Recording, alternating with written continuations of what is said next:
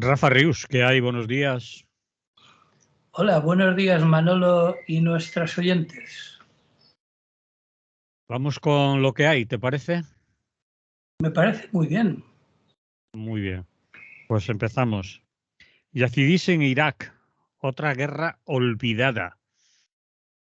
Bueno, Cuéntame. últimamente sabes que tengo el vicio de buscar de entre los más de 30 conflictos abiertos que hay actualmente en el mundo, algunos supuestamente más pequeñitos. Pequeñitos, claro, para los medios oficiales de noticias, pero para los que las sufren no son tan pequeñas, porque están jugando sus vidas. Entonces, hoy, si te parece, nos vamos a fijar en los yazidíes. Los yazidíes son un grupo endogámico, es decir, algo parecido a los gitanos aquí en España, ¿no? Es decir, que se casan entre ellos y son bastante cerrados. Y en su mayoría no hablan árabe, aunque proceden del actual Irán, pero hablan una lengua propia que es el turmanji. Son de origen étnico incierto y son indígenas sobre todo de Irak, de las montañas de Irak, pero también hay grupos en Siria y en Turquía. Y bueno, como digo, la mayoría permanecen en Irak, que es donde están teniendo ahora problemas, principalmente en las regiones de Nínive y Dohuk. ¿Y por dónde están esas regiones en Irak? ¿Por el norte, el sur, el este? Sí, por las montañas del norte que comunican con Turquía. Vale. Y como digo, no son de religión islámica, es como una isla en medio de población islámica. La religión yazidí es lo que les proporciona una entidad étnica diferente y curiosamente esa religión se remonta a las antiguas religiones mesopotámicas, monoteístas o en todo caso dualistas, ¿no? Aquello de el bien y el mal, ¿no?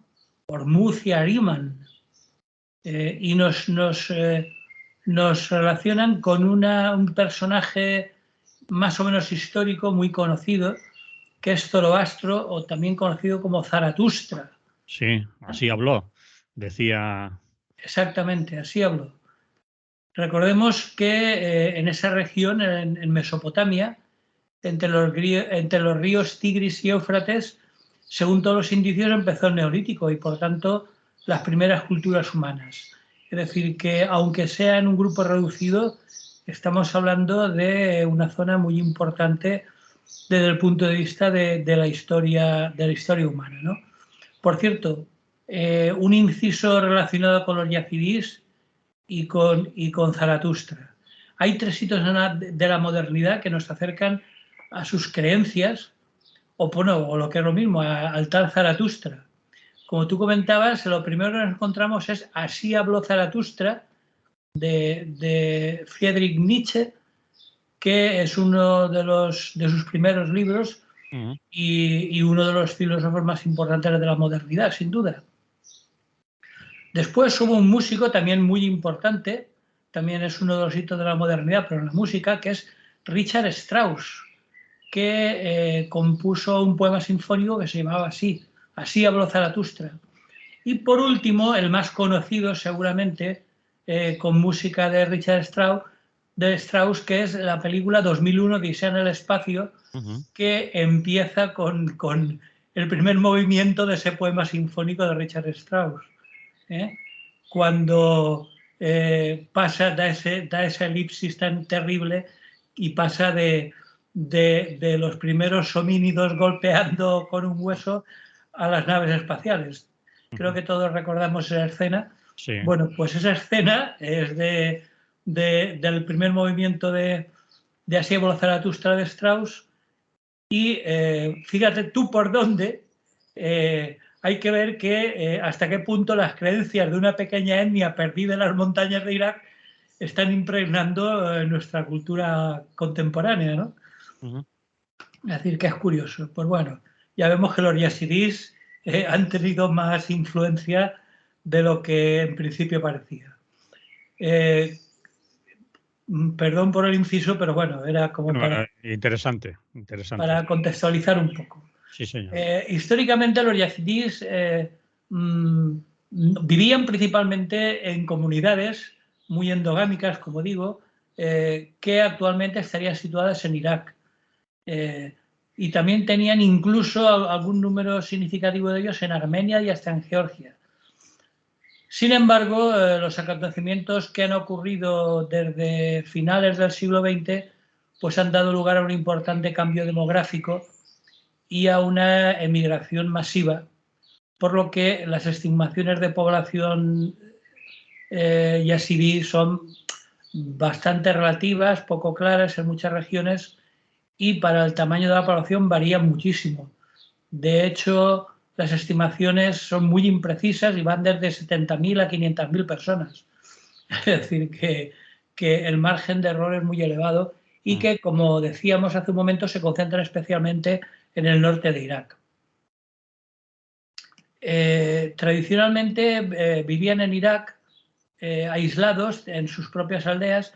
Sin embargo, desde que, si recordamos, había un dictador en Irak, un tal Saddam Hussein, que algunos ya ni lo recuerdan. Bueno, pues sus aldeas fueron destruidas por el régimen de Saddam, el partido baacista, si recordamos, un partido medio socialista, bueno, muy raro, ¿no?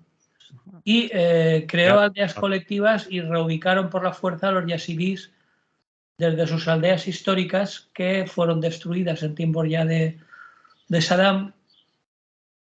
Y bueno,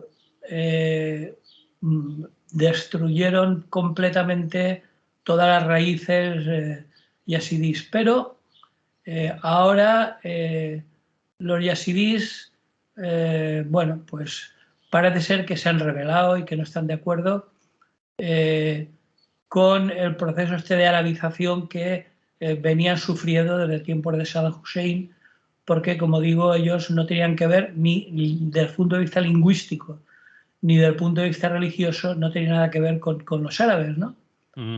Y ahora están más o menos, para acabar de liarla, por una región que actualmente controlan los kurdos, ¿no? Están más o menos, sus aldeas estaban en el actual Kurdistán. Y ahora, según informes de la Human Rights Watch, la asociación esta, la ONG que vigila los derechos humanos en el mundo, declaraba que para incorporar los territorios en disputa del norte de Irak, sobre todo de la provincia de Nínive, a la región kurda, pues parece que las autoridades del PDK habían utilizado todos los recursos políticos y económicos del gobierno del Kurdistán para que los yazidíes se identificaran como kurdos, pero parece ser que no lo tienen claro, ¿no? Entonces, ahora, desde los primeros días de mayo, han estallado intensos combates entre el ejército iraquí y combatientes yazidíes afiliados al grupo rebelde kurdo del Partido de los Trabajadores, famoso PKK. Y bueno, pues ya tenemos otra guerrita más, ¿no? El ejército iraquí quiere hacer cumplir un supuesto acuerdo firmado entre Bagdad y el Kurdistán iraquí que prevé la retirada de los combatientes yazidíes, pero hay un grupo armado que son las unidades de resistencia de Sinjar, que es una milicia yazidí que se creó en 2014 para luchar contra el Estado Islámico, pero claro, ya que tenían armas, pues no quieren retirarse y acusan a Bagdad de querer apoderarse de su región. Es decir, Rafa, que están luchando junto con los kurdos o los de territorio kurdo o No, vamos a ver. bajo el nombre del PKK, es decir, de un partido kurdo. Digamos que las milicias yazidíes se han Sí, integrado en el PKK vale, vale. Las y están milicias. luchando contra el ejército iraquí. Vale, correcto.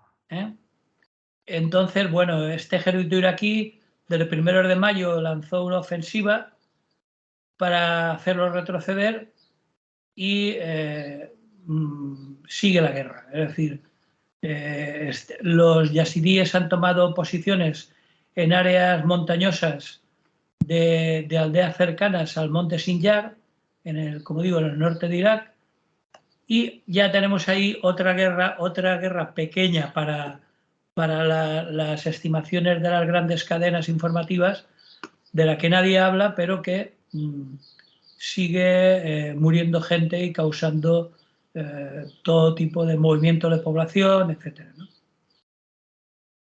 Muy bien. ¿No quieres añadir nada más? Yo no se me ocurre mucho que preguntar.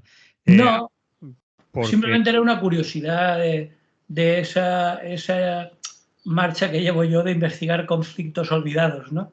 ¿Desde cuándo has dicho que estaban? ¿Desde mayo? ¿Desde principios de mayo? Sí, desde principios de mayo comenzó la guerra abierta entre el ejército iraquí y estos grupos de combatientes yazidíes integrados dentro del PKK. Ellos se llaman a sí mismos Unidades de Resistencia de Sinjar, que es la región donde están atrincherados, ¿no?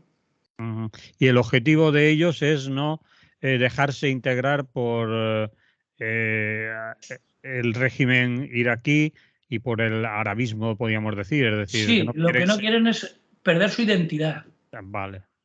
Es decir, ellos tienen una lengua diferente, una religión diferente, una forma de vida diferente. Como digo, son pequeños pueblos, pero muy endogámicos, es decir, muy cerrados en sí mismos, se casan entre ellos, tienen descendencia entre ellos. De hecho, hay una cosa curiosa: si en un momento dado alguien, sea hombre o mujer, yazidí, se casa con algún miembro de otra etnia, automáticamente deja de pertenecer a la comunidad yazidí. Vale, Es lo decir, no expulsan. quieren perder su identidad, incluso genética, ¿no? Sí. Es decir, son grupos que, bueno, recordemos, desde principios de Mesopotamia ya, ¿no? De principios del Neolítico incluso, pues están establecidos en esa región y no quieren moverse de ahí, ¿no?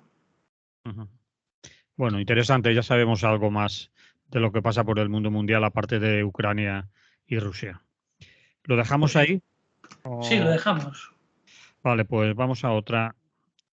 Aquí que tienes como título Nueva vieja etapa de las relaciones con Marruecos. Y ahí me temo que meteremos o meterás o colocarás los últimos acontecimientos que ya no de Marruecos, pero que relacionan, me imagino, con Argelia, ¿no? Sí, bueno, en realidad el titular debería haber sido Nueva vieja etapa de las relaciones con el Magreb, Vale, porque realmente va todo ligado. sí. Pues Bueno, cuenta, a pues ver por dónde querías ir. por eso, porque el problema es la complejidad. Es decir, en un mundo tan complejo y tan interdependiente, pues las relaciones entre los países nunca son sencillas ni se pueden solucionar en blanco y negro, ¿no? Siempre es necesario matizar porque, bueno, siempre dependen de una complicada red de factores muy diversos y que crean multitud de situaciones, en algunos casos paradójicas y en muchas otras ocasiones contradictorias y difíciles de explicar. Y este sería un buen ejemplo de ello, ¿no? Como además las decisiones que toman en las altas esferas nunca son explicadas con un mínimo de veracidad, a pesar de la tan cacareada transparencia que siempre están con ella en la boca, pues alegando que el secreto responde a elevadas razones de Estado, pues los ciudadanos, en muchos casos súbditos, pues nos quedamos sin saber lo que está pasando en realidad, ¿no? No hay manera de aclararse. Y cuando comparecen en la sede de la soberanía popular, en el Congreso de los Diputados, no dicen nada, como ocurrió este miércoles con nuestro querido presidente, pues bueno, pues para mí hay que tener en cuenta a la hora de analizarlo que los dos componentes que suelen estar siempre presentes en la política exterior son, por un lado, el pragmatismo, hay que ir a lo práctico, y por otro lado, el cinismo. Es decir, los representantes exteriores suelen utilizar bastante argumentos bastante cínicos, ¿no? Y Ellos por supuesto, sí, hablan de realpolitik y de geoestrategia o todo eso. Bueno, es que la realpolitik es un eufemismo. Que claro, es lo mismo que has dicho tú con otras palabras. Es decir, que dicen que eso es la realidad, que es lo mismo que decía en sus tiempos Felipe González, que no importaba que el gato fuera blanco o negro, que las cosas se ven distintas si estás en el poder que en la oposición, etcétera, etcétera. Es decir, todo retóricas de buenas palabras y palabras huecas, ¿no? Entonces, bueno, pues eso, la actualidad es que sin salirse de ese guión, de tópicos y de lugares comunes y de no decir nada, pues nuestro amado presidente del gobierno, el señor Pedro Sánchez, explicaba este miércoles en el Congreso el tan traído y llevado cambio histórico en la posición económica sobre el Sáhara, perdón, económica, la posición española sobre el Sáhara. Yo personalmente no acabo de ver el cambio, porque lo que está haciendo ahora es lo que ha hecho siempre. Lo único que ha cambiado es que ahora por lo menos lo han dicho claramente y lo han confesado, pero lo que están haciendo ahora es lo que llevaban haciendo desde hace 40 años, desde que nuestro queridísimo rey emérito, que en Abu Dhabi esté, pues su primera decisión de gobierno fue precisamente entregarle Marruecos entregarle el Sáhara a Marruecos. Sáhara a Marruecos, sí. Entonces, pues, como digo, este miércoles explicaba en el Congreso el cambio histórico después de casi 2 meses de que lo hiciera público, porque eso ya lo sabíamos de sobra. El giro pues si recordamos, implicaba que España tomase abiertamente partido por Marruecos al considerar su propia propuesta de autonomía para el Sáhara, a saber lo que entenderán los marroquíes por autonomía, como nada, o sea, seguir como hasta ahora. Claro. Y decían que era, según Sánchez, la base más seria, realista y creíble. No sé yo, lo de seria, realista y creíble no son adjetivos que a mucha gente no se lo creen, vamos, sobre todo creíble. No se lo cree ni él, vamos. No, evidentemente, él es el primero porque él tiene información suficiente como para no creérselo. Pero aparte de eso no ha dado ningún tipo de explicaciones sobre lo que nos interesa, que son los motivos reales del cambio. Porque España, que recordemos una vez más que es la potencia administradora como antigua metrópoli, antiguo país colonialista, pues no ha hablado en ningún momento de que sean los saharauis, que por cierto, evidentemente nunca han sido consultados para este cambio, los que decidan cuál quieren que sea su futuro. Es decir, que eso sería lo lógico. Es decir, es como si yo me voy a tu casa y decido lo que tienes que hacer en ella. Es decir, es que no tiene ningún sentido, sin consultarte para nada. Es decir, bueno, pues en ningún momento han hablado con los saharauis, nunca han sido consultados y, lo que se ha subrayado en esta nueva relación con Marruecos, que eso por ahí empecemos ya a ver algo de lo que esconde este cambio.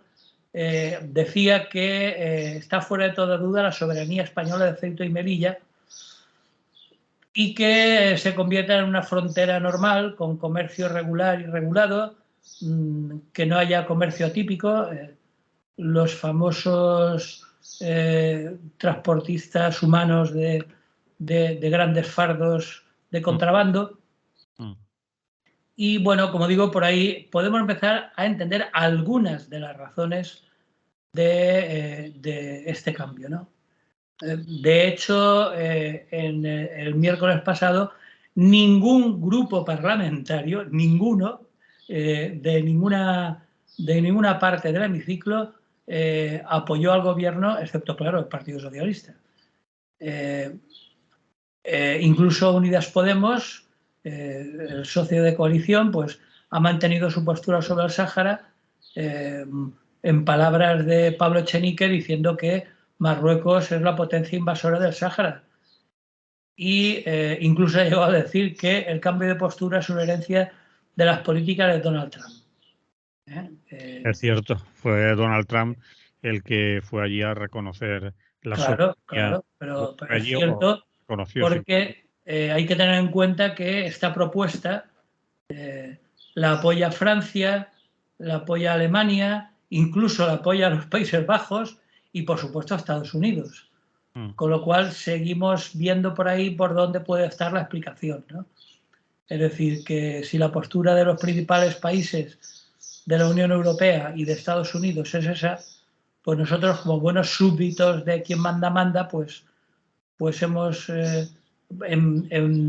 por medio de nuestro gobierno, pues hemos agachado la cabeza y le hemos dado la razón a Marruecos, que viene chuleando a España desde hace más de 40 años. Pero bueno, ellos sabrán. Muy bien. Así que bueno, pues ya está todo claro.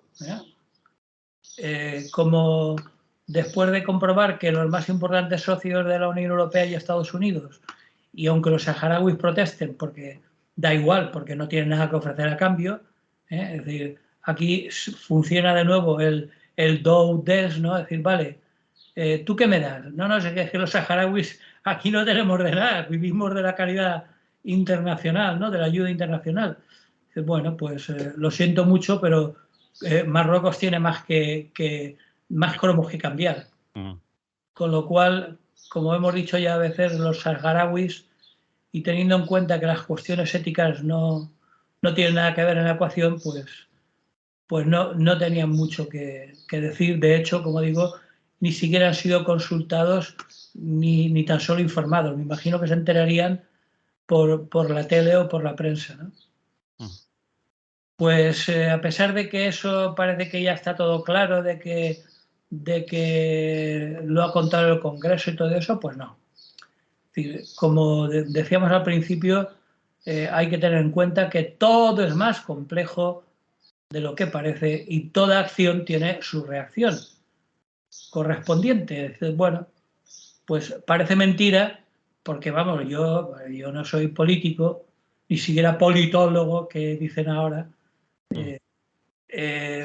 pero parece mentira, pero al parecer no han valorado adecuadamente la reacción de Argelia, porque vamos, se creían que les iba a salir gratis, es decir, Argelia, recordemos que es el enemigo tradicional de Marruecos en la zona. Sí.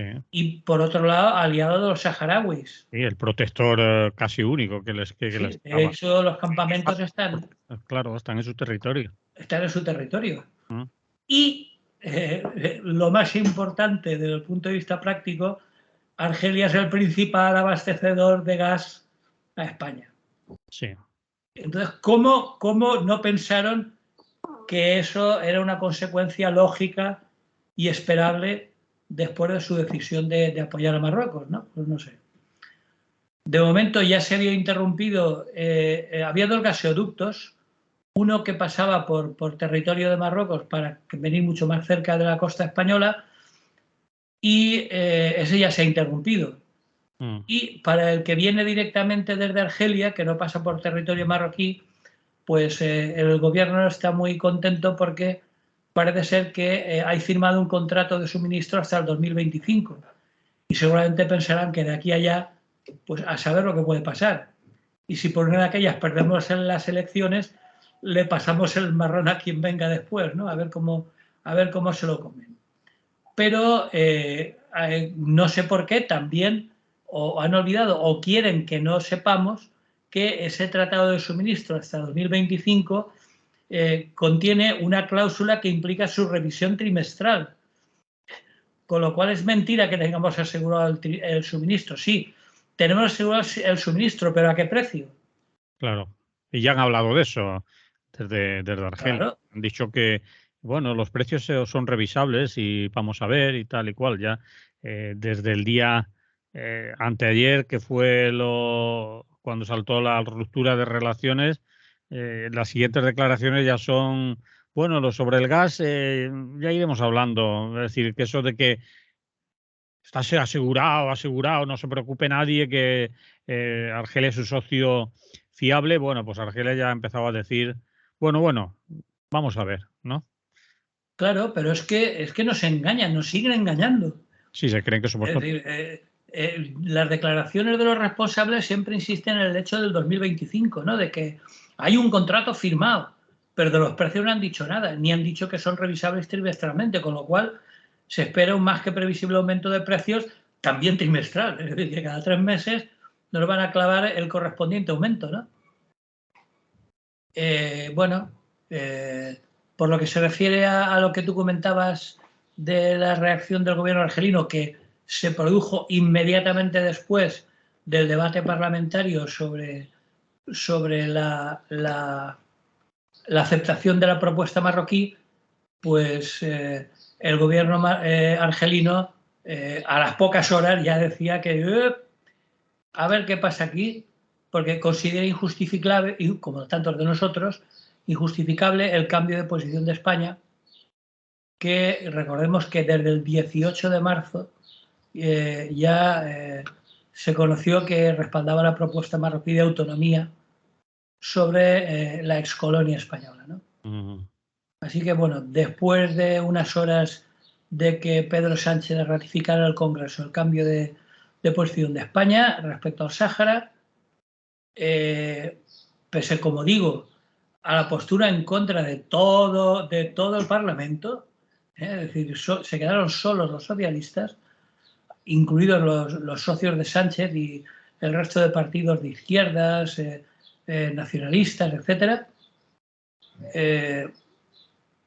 pues Argelia respondió anunciando la suspensión del Tratado de Amistad y Vecindad que ambos países habían firmado ya en 2002, es decir, hace 20 años que llevaba el tratado vigente y que ahora el gobierno actual se ha cargado de un plumazo. Pero bueno, hay que recordar de paso que la balanza comercial, debido al peso de las importaciones de gas, es favorable claramente a Argelia. Es decir, Argelia también importa algunos bienes de equipo, maquinaria agrícola, etcétera, pero a pesar de todo, teniendo en cuenta que el gas supone el 90 y pico % de las importaciones de Argelia, pues la balanza comercial es claramente favorable a Argelia, ¿no? Y para acabar, de momento, la Asociación Argelina de Bancos ha congelado las operaciones bancarias con España. Eso quizás es más simbólico que real o que importante, porque en Argelia, al menos cuando yo estuve por allí, sufrí un robo legal en la misma frontera por parte de gendarmes argelinos, porque yo había comprado a buen precio en Marruecos dinares argelinos, es decir, la moneda argelina. Pero al llegar a la frontera me dijeron, bueno, a ver, muestre el dinero con el que entra. Y yo, inocentón de mí, porque yo pensaba, digo, bueno, si tenemos moneda suya, pues mejor para ellos, ¿no? Y les di el taquito de moneda argelina que llevaba, de billetes, y abrieron un cajón detrás del mostrador y se los guardaron directamente. Y yo, como pude, hablando en francés, evidentemente, les pregunté, oiga, ¿pero qué pasa aquí? ¿Por qué? Y entonces me hizo la pregunta del millón, ¿dónde ha comprado usted esto? Evidentemente no le iba a confesar que había sido en el mercado negro. ¿Por qué lo digo esto? Porque la moneda argelina, y de ahí lo relativo de la postura de los bancos, no es tan poco valorada que no tiene cotización exterior. Es decir, tú no puedes ir a un banco español, ni por supuesto marroquí, y cambiar moneda argelina. La moneda argelina la tienes que cambiar dentro del propio país y al precio totalmente ficticio que ellos han fijado, ¿no? Por eso digo que, bueno, que los establecimientos financieros y los bancos argelinos que hayan congelado las domiciliaciones bancarias relacionadas con el comercio exterior, bueno, tiene una importación relativa, pero en fin, es significativo y simbólico que se hayan unido a la decisión de su gobierno, ¿no? Entonces, bueno, supone que desde ayer mismo se suspendía de manera, por supuesto, unilateral el Tratado de Amistad, Buena Vecindad y Cooperación, que así se llamaba, lo de 2002, y que ya han anunciado su aplicación estricta. Por supuesto, el gobierno español y todos sus representantes que han sido entrevistados al respecto han dicho que no, bueno, que a España le da igual, que él seguirá manteniendo su amistad con el pueblo argelino y que por nuestra parte no hay ningún problema, que es una de... Bueno, lo que tenían que decir, claro. Lo que toca decir. Bien, no sé cómo lo ves, pero yo creo que lo más claro que he podido encontrar para explicar la autorización es que lo han explicado precisamente el comunicado del gobierno argelino. Decía textualmente: las autoridades españolas han emprendido una campaña para justificar la posición que han adoptado sobre el Sáhara Occidental en una violación de sus obligaciones legales, morales y políticas como poder administrador del territorio que pesan sobre el Reino de España. Yo creo que en este caso el comunicado argelino resume perfectamente la situación desde mi punto de vista, Sí. Evidentemente, ¿no? Bien, yo creo que esto aún va a traer un poco más de cola, por lo tanto más de información y de opinión. Veremos en qué consisten bueno, los embargos, las restricciones, cómo queda lo del gas, porque realmente lo único o lo que más preocupa al gobierno de España, al Estado, es lo que pase con el gas. Lo demás, pues dirá el tiempo, lo arreglará. Las relaciones comerciales, aunque hay empresas españolas allí y aquí también hay intercambio, como tú has dicho, es menor, es un porcentaje muy pequeño y suponen que eso es un mal menor. Lo importante es lo del gas. Yo no creo que el gas hasta 2025 tenga problemas, porque yo creo que el gobierno argelino respetará el acuerdo firmado, ¿no? Sí, porque además internacionalmente podría tener problemas, ya no con Claro, España, sino que pero por otra parte pasará lo que estábamos comentando, que cada 3 meses pueden subir el precio. clavada al canto. Puede ser. De todas maneras, Argelia ya hace un tiempo, bueno, unos meses, había girado sus preferencias hacia Italia, ¿no? Y las relaciones con el resto de Europa se iban a hacer más a través de Italia que a través del Estado español, de España.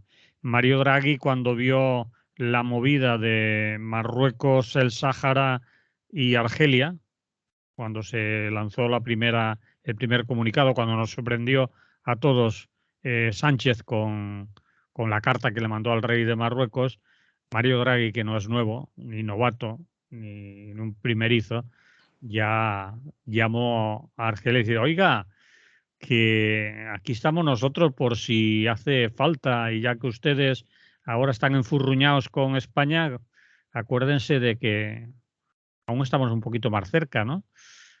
Y parece ser que las relaciones que puede tener de comercio del gas, incluso con el resto de Europa, no peligran para el resto de Europa pueda sustituir una parte del gas ruso, ¿no? Por el gas argelino, ya incluso obviando a España, dice. Sí, sí, sí, no. Bueno, vamos a ver, ahí hay dos cuestiones, Manolo. De España siempre ha tenido mucha relación con Marruecos. Recordemos que semanalmente sale un barco desde Alicante, de Alacante hasta Orán. Es decir, ¿Quieres decir Argelia? he dicho Marruecos. Has dicho Marruecos, Argelia. Yo entendía que estabas diciendo. Ustedes disculpen el lapsus, pero siempre ha habido mucha relación de España con Argelia. Sí. Incluso ha habido un cierto contingente de migración, no tanta como a Francia, que es la antigua potencia colonial en Argelia, que acabaron muy mal, como tú sabes, con la guerra de Argelia, pero esas buenas relaciones que vienen de muy lejos, de Argelia con España, incluso, como digo, habían relaciones comerciales personales, había mucha gente que se desplazaba desde Orán a Alicante a comprar bueno, y había bastante relación y bastante buena, pero no olvidemos que, como decía yo al principio de toda la historia esta, las relaciones internacionales están basadas en el pragmatismo y en el cinismo. A mí no me vengas con coplas nostálgicas, porque aquí al pan pan y al vino vino. Y si Italia o Francia ofrecen mejores condiciones, pues nos vamos con ellos y a España, tan amiguita de Marruecos, que le den. Yo creo que Eso debería de haber sido totalmente esperable por parte del gobierno. Es decir, me imagino que se lo esperarían. Y lo cual me lleva a pensar que debe de haber argumentos muy gordos y muy de peso para justificar la decisión de aceptar la propuesta de Marruecos. Porque yo no me creo que ellos no supieran cuál iba a ser la reacción de Argelia, ¿no? Como insinuabas antes, quizás alguna llamada con mucho poder y con mucho peso a Sánchez, quizás un recuerdo de Ceuta y Melilla. Por eso la referencia en el discurso de Sánchez a que Ceuta y Melilla tienen garantizada su soberanía, bla, bla, bla. Es decir, explicación no pedida, como es el dicho. Accusatio non petita, perdón, excusatio non petita, accusatio manifesta. Es decir, que si das una excusa que no te han pedido, tú mismo te acusas. Por eso, es decir, que ahí da a entender o deja caer o podemos sobreentender que, bueno, nadie ha dicho nada de Ceuta y Melilla, porque lo sacas en el discurso mezclado con lo del Sáhara y tu cambio de opinión y no solo remarcas que está garantizado y que las relaciones comerciales se establecerán con fronteras, bla, bla, seguras, etcétera, etcétera. Y ese cambio tan brusco y lo de Alemania. Manolo, puestos a especular. Bueno, eso es una especulación, obviamente, pero. Puestos a especular, podríamos pensar que las autoridades de Estados Unidos, que son muy amiguitas de Marruecos, sí, porque les asegura el control del estrecho de Gibraltar, entre eso y la base de Rota que tienen en España, pues no sería de extrañar que esa llamada de la que tú hablabas fuera en el sentido de decir, oye, recordad que Ceuta y Melilla están en territorio africano y por tanto marroquí. Si no os portáis bien con Marruecos y aceptáis su propuesta, pues igual empezamos a darle la razón y a decir dónde toca que igual las reubicaciones sobre Ceuta y Melilla de Marruecos no son tan ilusorias, ¿no? Entonces, bueno, puesto a especular, pues no sería de extrañar que en algún caso la historia fuera por ahí, ¿no?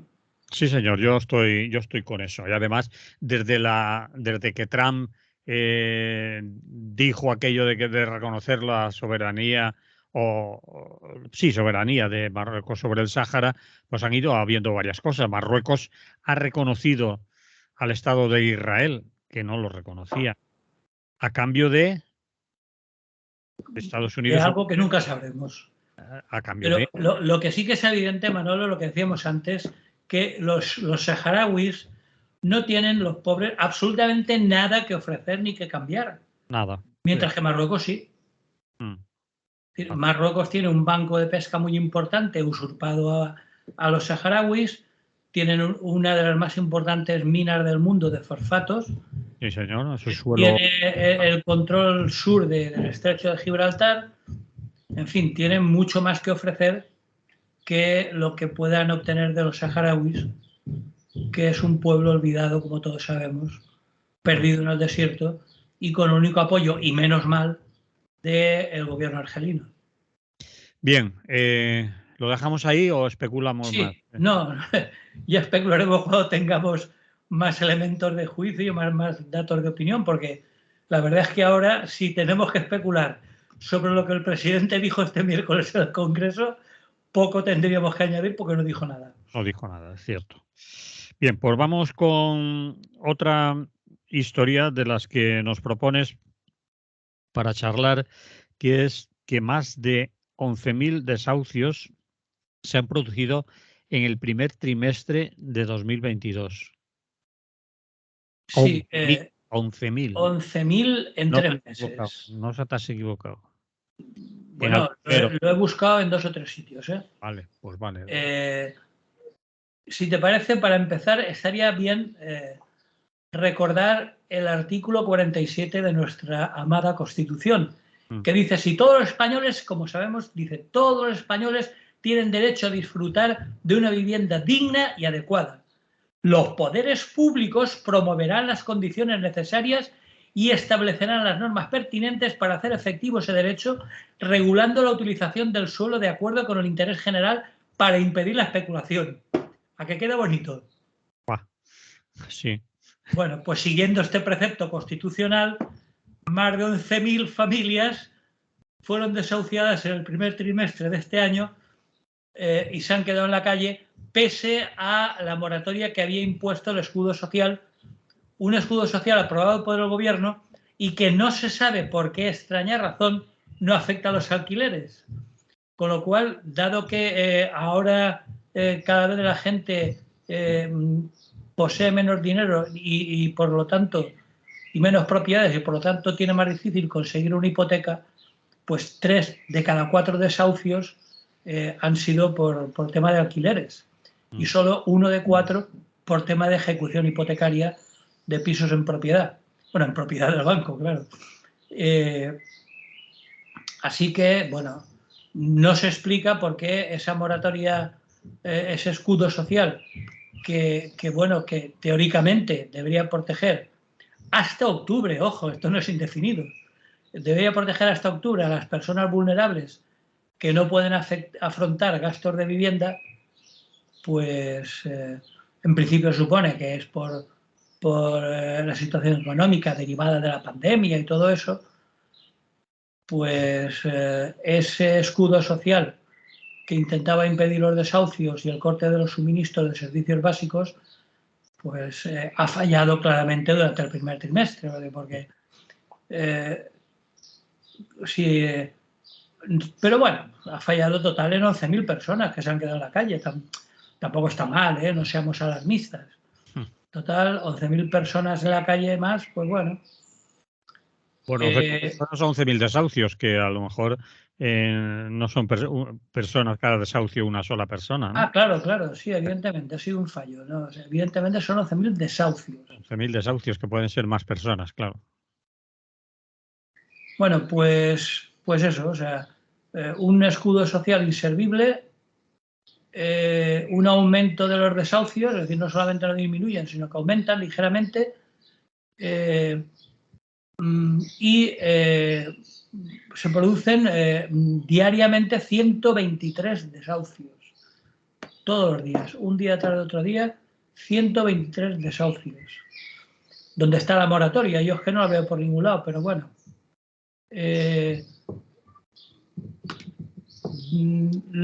Como digo, los derivados de la aplicación de la ley estatal de alquileres fueron las 3/4 partes y una cuarta parte fue los desahucios hipotecarios.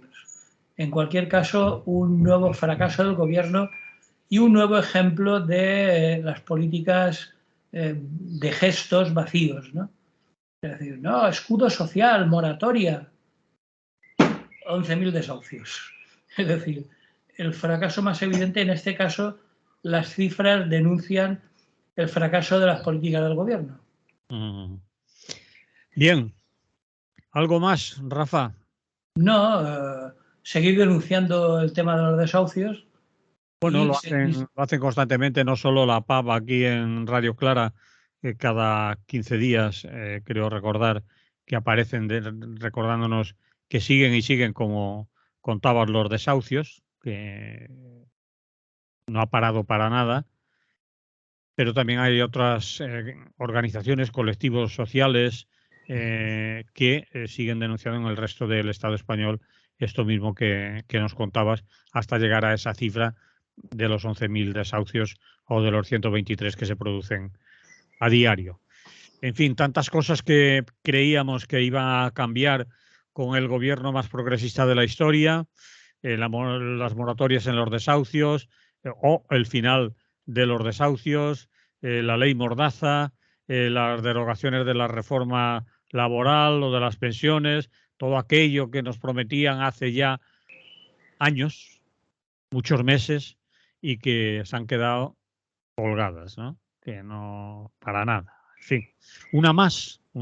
Y después, cuando llegue en la época de la fiesta de la democracia, que llaman, cuando llamen a votar a la gente, hablarán de aquello de que hay que movilizar a la izquierda del PSOE para que acuda a las urnas y así lograr que no venga la derecha y los malos malísimos de Vox, porque casi casi siempre la insuficiencia de la izquierda del PSOE hace que zozobre un gobierno progresista, entre comillas, pues a lo mejor esa gente se queda en casa desencantada, desilusionada y más que eso, hasta las narices de las promesas incumplidas y de gobernar al revés de lo que se había prometido, ¿no? En fin.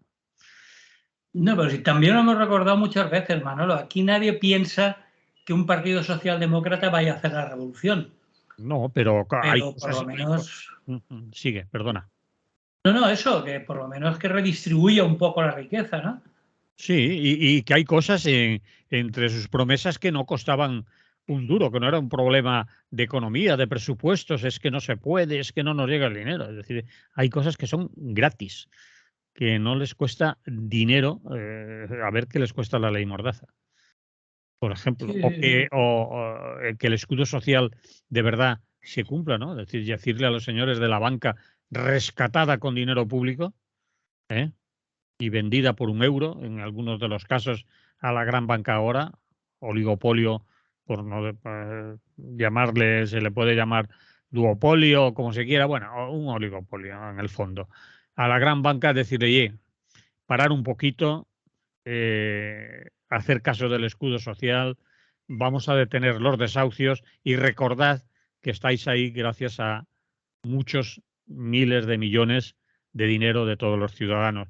Eso se puede hacer en política y es gratis si se es valiente, si se tienen las Sí, agallas Manolo, pero suficientes. ahora explícame qué miembro del gobierno ves tú que le pueda poner el cascabel al gato.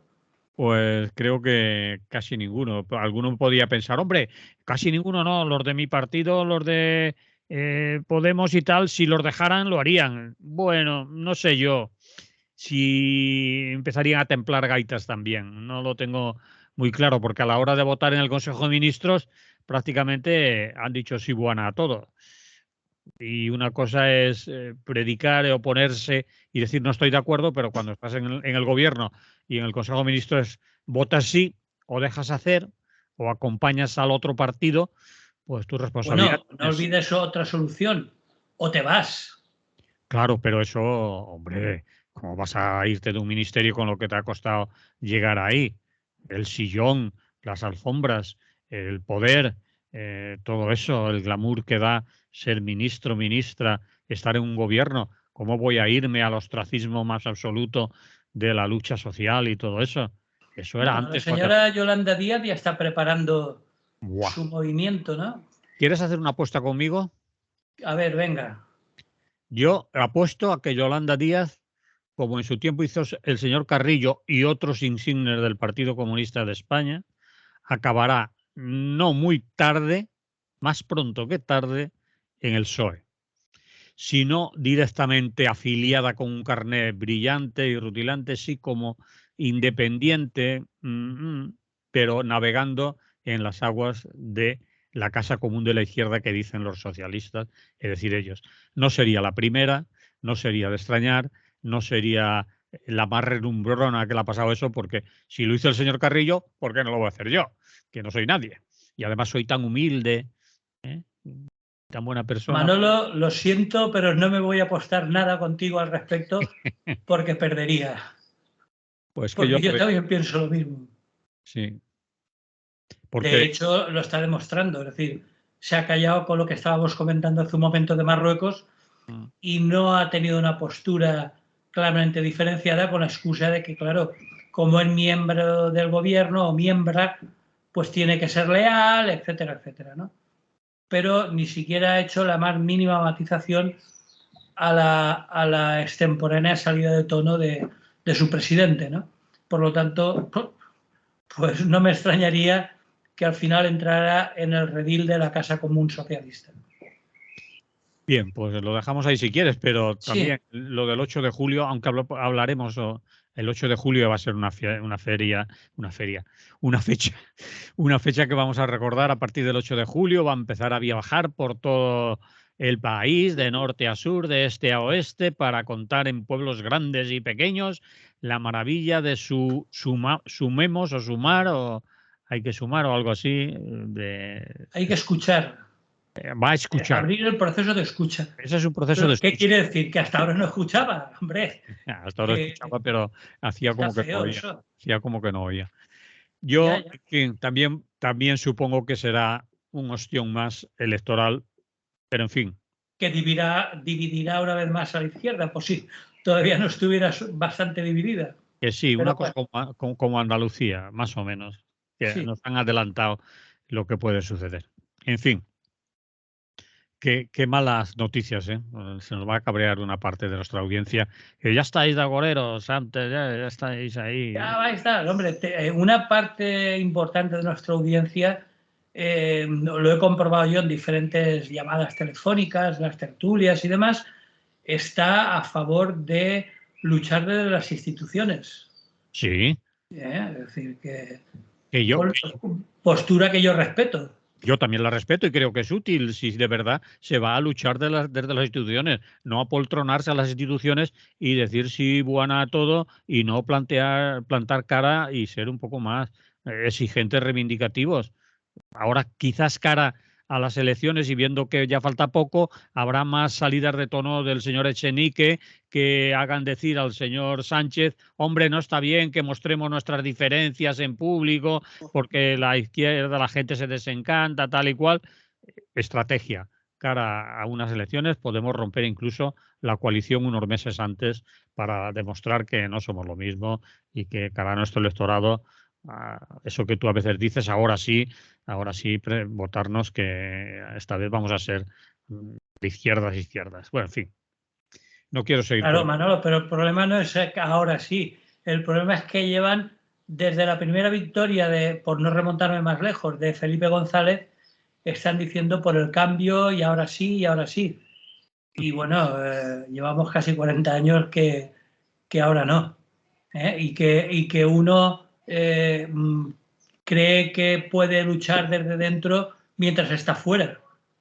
Cuando está dentro se le olvida y hace políticas totalmente entreguistas, ¿no? De decir, bueno, vale, sí, mira, pues la vieja historia de que cuando uno está dentro no se ve igual, etcétera, ¿no? Sí, es la excusa. Te lo iba a decir yo, pero lo has dicho tú.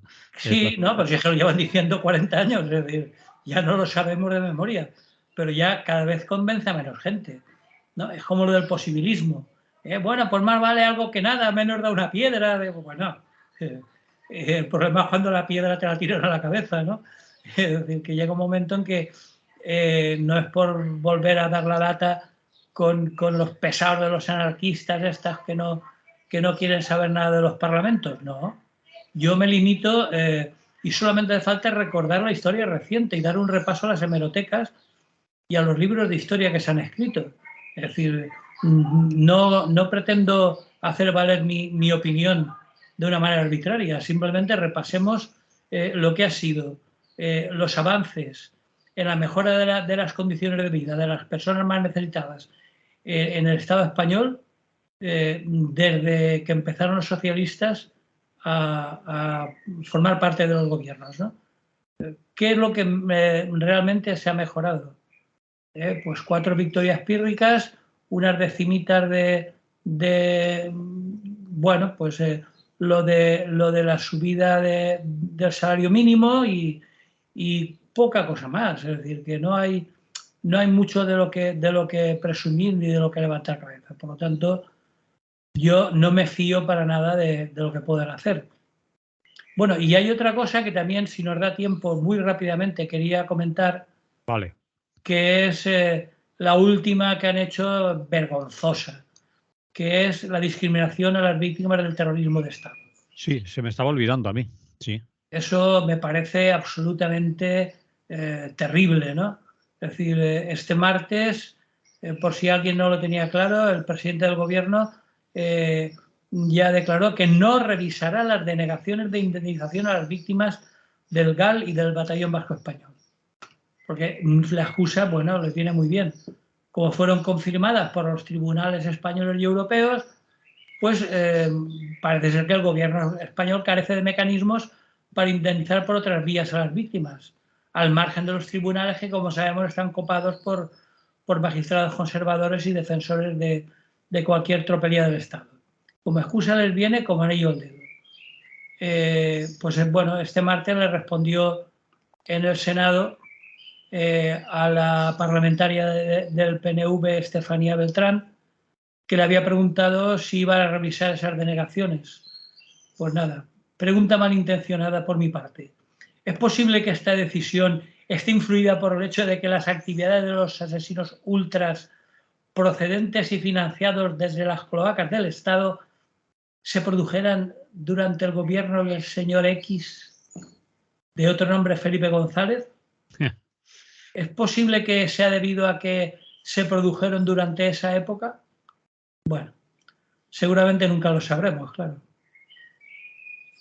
En cualquier caso, es una vergüenza. Sí, señor. Pues ahí lo dejamos, ¿te parece? Me parece muy bien. Bueno, tenía una cosita, medio minuto. Vale. Leí ayer, así de pasada, un detallito que me dejó muy bien. Por lo menos acabemos con algo positivo. Vale, va. También esta semana en el Parlamento Europeo se produjo una noticia optimista sobre un pequeño problema, pero muy incordiante. Los países de la Unión Europea y los negociadores del Parlamento Europeo anunciaron este martes un acuerdo para establecer en bloque un cargador único y universal para teléfonos inteligentes, ¿no? Smartphones de estos, y tabletas y portátiles y demás. Bueno, impondrá a todos estos aparatos un puerto USB con el objetivo de limitar los desechos tóxicos de miles y miles de cables de diversos formatos y defender el derecho de los consumidores obligados a acumular diversos cargadores. Aleluya. Estoy de acuerdo. Bueno, una buena idea. No sé cómo no se ha hecho antes. Uno se pregunta, bueno, ¿y esto después de tantos años, por qué no lo han hecho antes? ¿Cuántas veces te ha pasado aquello de, oye, que me he dejado el cargador, ¿tienes uno para dejarme? Sí, tengo uno, pero el mío no sirve para el tuyo. Sí. ¿Cuántas veces nos ha pasado eso? Sí. En fin. Bueno, pues una buena noticia para acabar. Vale, por lo menos acabamos con los cargadores del teléfono, no con Yolanda Díaz, ¿vale? Vale. Vale, pues hasta la semana que viene, Rafa. Vale, salud y buen día. Salud.